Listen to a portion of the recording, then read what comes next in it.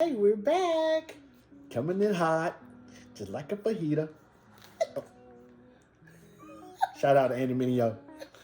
Yeah, we love him. We love him. We love him. Anyway, we talked about divorces earlier, right? And we said earlier, or I said earlier, we are extremely passionate about marriages, and we're extremely passionate. I'm sorry, you gotta laugh at you. about relationships and the success of marriages, right? Yes, ma'am. And so we want to dive into really premarital topics that you should be discussing with anyone. You know, we test systems. We have a process. We test different systems before we put them online. And then once we put them online, we test them periodically. So think of premarital counseling should be something rigorous that actually tests where your relationship is, identifies where those holes and gaps are, and where your strengths are, and then hopefully you have a resource who can help you strengthen those areas that are weak and get through those areas that are weak. And as the Bible says, these older men and women who can pour in and keep you on the right track from in the areas that you're also strong. I've had the opportunity to meet with a lot of couples, and one of the first things they do say to me is that they're now at their wit's end with whatever's going on in their relationship, and now they want to do something about it. And I say to them, you know, I'm glad that we're at this point that you guys have chosen to take this road of therapy and or counseling. But why did you not try to come earlier? If you tell me this is going on for 3, 4, 5 years, you have to always get your car serviced. You can't just drive around with it all the time. So when you hear knocking, you don't wait for the engine. Yeah, that's exactly right. When you hear knocking, y'all, it's too late. It's too late. What you doing? The engine on the ground. I heard knocking 2 weeks ago. You better get AAA on the phone immediately because it's too late when it start knocking. And knocking on the highway. How about that? All right, here on 485 or 85. But what you want to think about is the fact that, you know, your marriage is one of those things that you have to consistently send it through its paces, test it, ask questions, go through whatever exercise you need to go through. I think one of the major things that we do is we'll sit down and we'll just, especially after we've had a disagreement, I think that's the best time that we generally do it, because we then know there's a little more growing, a little more things that we need to work on and tweak. It's always the best time for us. Y'all choose your own best time. Right. But for us, it's like, okay, we had a disagreement about something. And no one's taking it personally. We just had a disagreement, and now this is a great time to take it through its paces and say, hey, okay, so how could I have handled that better, D? And you may take it personally. You gotta. I mean, I take it personally sometimes when I go back and sit down and think about what he said. Because I may not say the nicest thing I may say something, but it might with the nicest tone. I'm sorry, not whatever I say is kind of on board. It's just how I say it. But that's years of being around you, thinking, okay, I can say it like that now, and she'll get it. Right. And it's like, dang, I can't say that way, or I just better not even say that right now. And so let me just bite my tongue, just let things just go. But you still have to say it. But I still have to say it though, right. And so I just have to work on delivery more than anything. And I think, like as I said, that's a great opportunity to do just that, for us to, like you just said, to kind of look at, you know, to monitor, to look at, to evaluate that.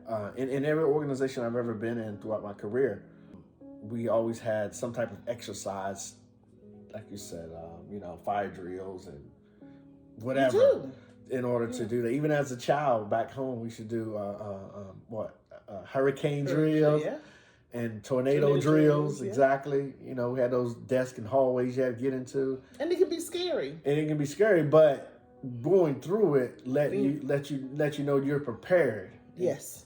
And when it comes, exactly. You know what to do, right? You know how to handle it. Because we were just talking a little while ago about if that particular thing was to happen, and it happened with you involved, the first thing I would say is that other person is to blame, because I know you. Mm-hmm. Your consistency has always been there. Mm-hmm. So that type of thing. So let's start out with the definition of marriage, right? So I'm gonna start out with Merriam-Webster first.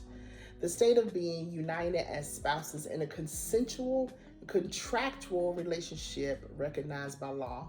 Okay. And then when you think about the Christian definition of marriage, is one man, one woman coming together before God, committing their lives to each other, committing to raise children in the fear and admonition of the Lord. And so when we think about marriage, either way, it's a contract. It is a contract, guys. And if you do not own up to your contracts in the natural world, there's a problem. There's a problem. People are going to take you to court. And so what we want to talk about or start talking about today, Bay, is I want to start talking about premarital counseling, premarital therapy, whatever you want to call it, premarital coaching, whatever you want to call it. Some things, Can we some just call it topics. marital coaching? Marital, whatever. We'll come up with a name.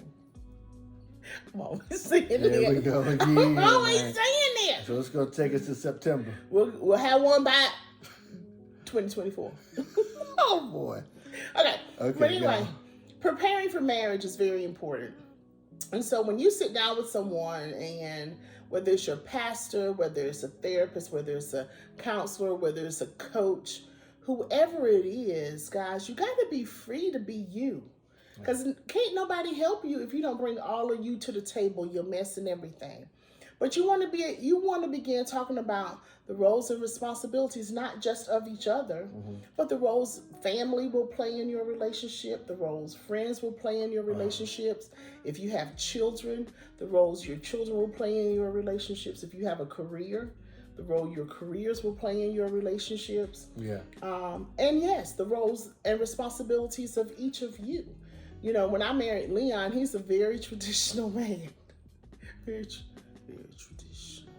Anyway, because we are, and we need to be transparent to help the people. and I was just a workaholic. I was like, clean the house? What you talking about? Yeah. My mama and somebody else, I won't Which mention gets me names. to a really good joke. Yeah. So you gonna get to my really good joke? Yeah. So okay, we're gonna expose ourselves. We are not perfect. Dionne, I remember I bought a gift for Dionne, and knowing Dee, she's not going there. Really, she only go in the kitchen just to grab whatever I cooked. That's all she would ever do. So I hid a gift in the oven. For a long time. It was in there for like a month or two. I just laughed and laughed and laughed. And she was like, one day she was like, "What are you laughing about?" I said, Have you even looked in the oven? No. So I opened the oven door and a gift was there. And she was like, "This has been here all the time." I was like, "Yes, it's been there since." And I named exactly when. It was like 2 months. Oh, God. And he's still here, y'all. He still loves me. Oh, God. We're going to talk about that, though. But I knew, but here's the thing, though. But I knew how you were raised, though. I know how your dad really cared for you.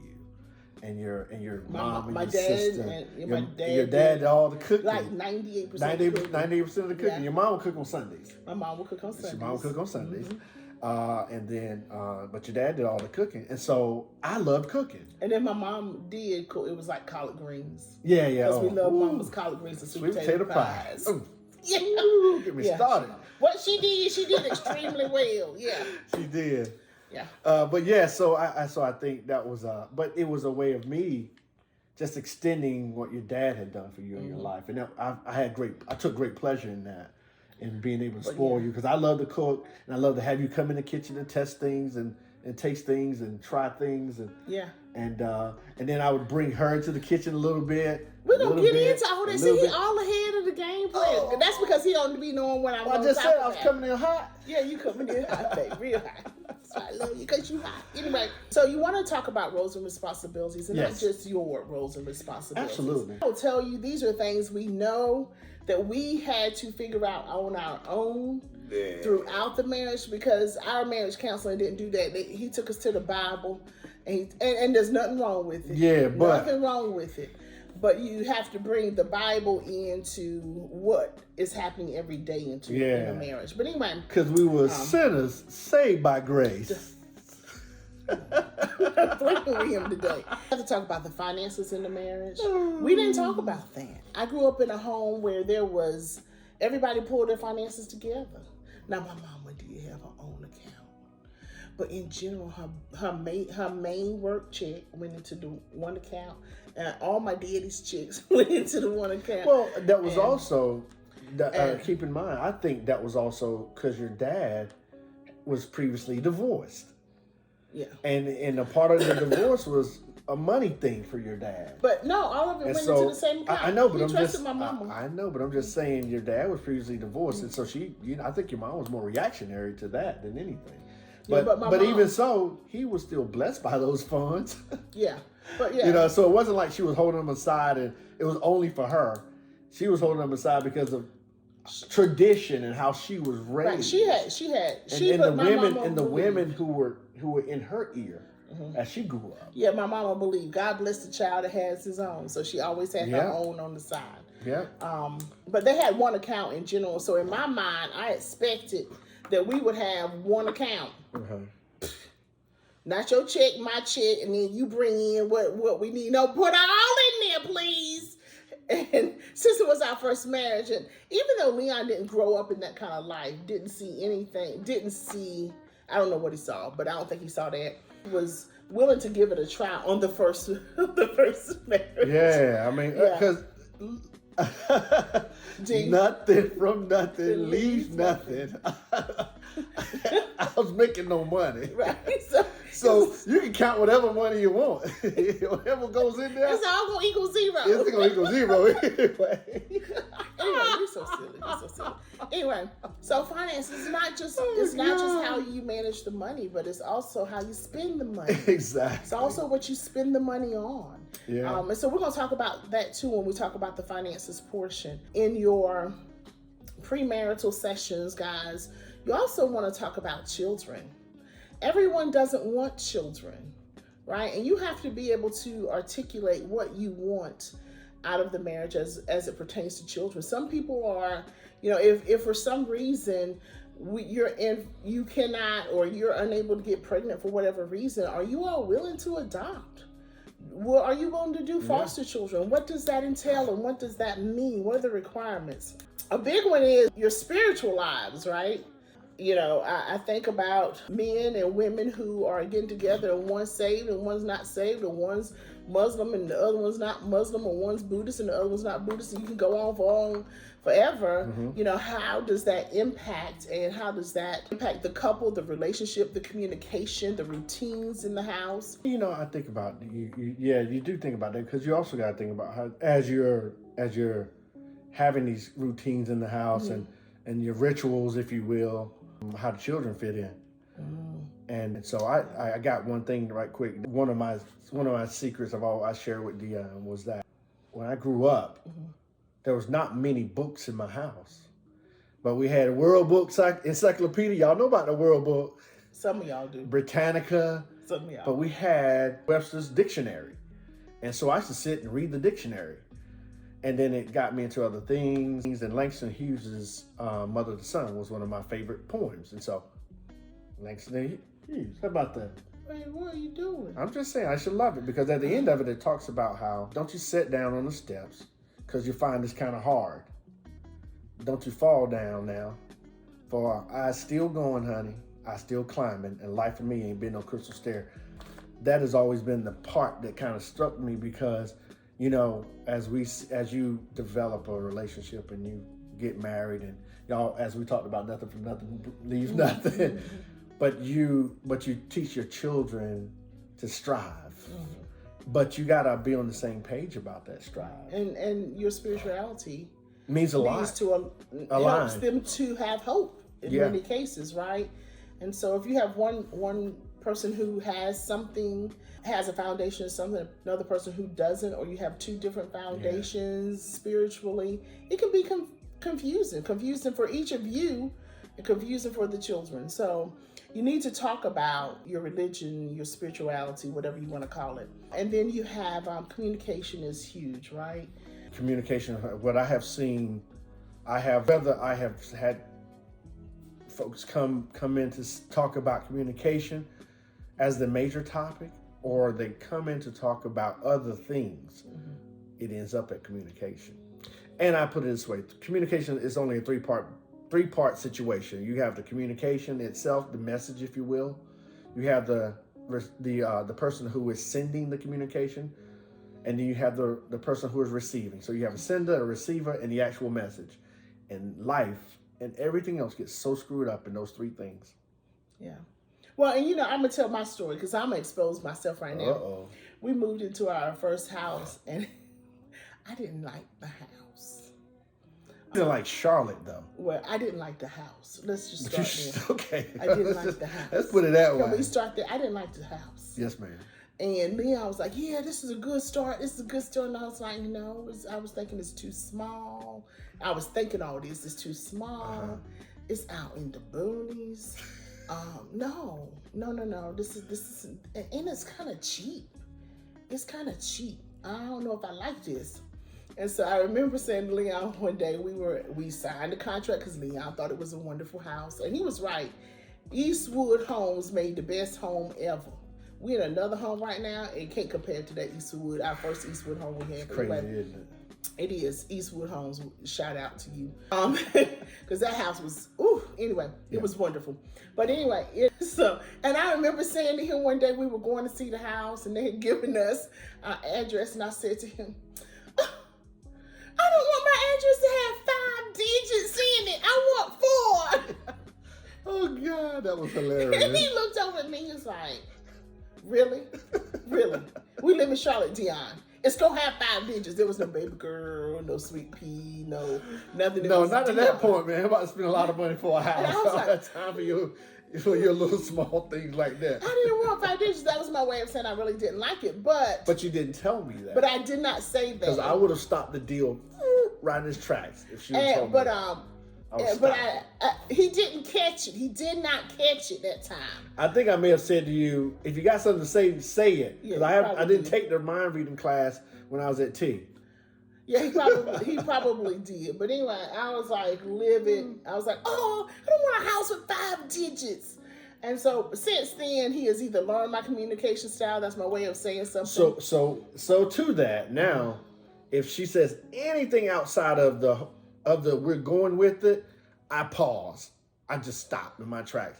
And there you go. And over the years, have you not seen me just say, okay, we're not gonna do that, or I'm not gonna do that, or you're not gonna do that, or we're not gonna do that for the boys, right, or for the household, because something in you is pausing, and I trust the spirit in you to say that, even though you don't verbalize it, I have 3 parts of communication. I'm catching the overt part of the communication. Catching what I'm sending. I'm catching. I'm picking up what you're putting down, my friend. And y'all, the other thing, and I'm gonna say this. We're gonna keep this as the last thing for hot topics you need to talk about in your marital counseling, and that's sex.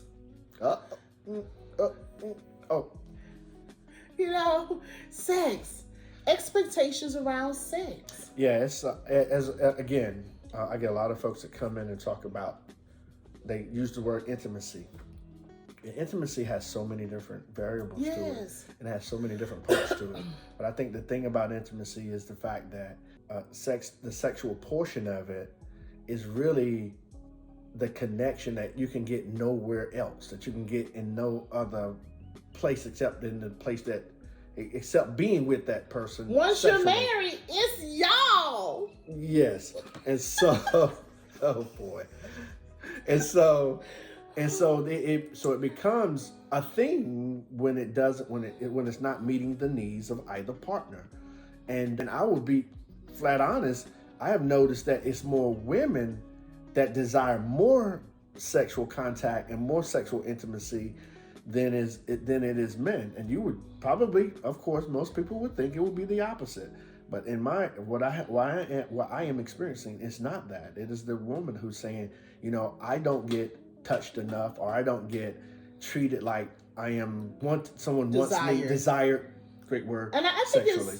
And I think that is a topic that it's kind of missed in all this, because when you say sex, the first thing you think is it's a man that wants it more than a woman, but I'm just experiencing different. Right. I think women want the whole intimacy piece. I was reading a book about that, and the connection. Yeah, there you go. That the connection that it literally locks the two of you together.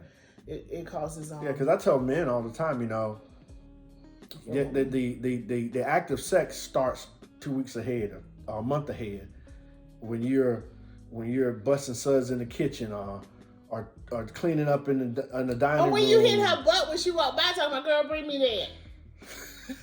You know, that makes you feel desired. Go there. Well, we haven't even gotten all the way there, but we're gonna talk about that. But I think because it's a prep more than anything. It is, and it's not just for that goal, but it's a prep of comfort, of love, of care and concern and tenderness that has to happen so far ahead of the game, and before you even get to that point. So y'all gonna learn. Laughter does good like a medicine. All right. So I love to laugh.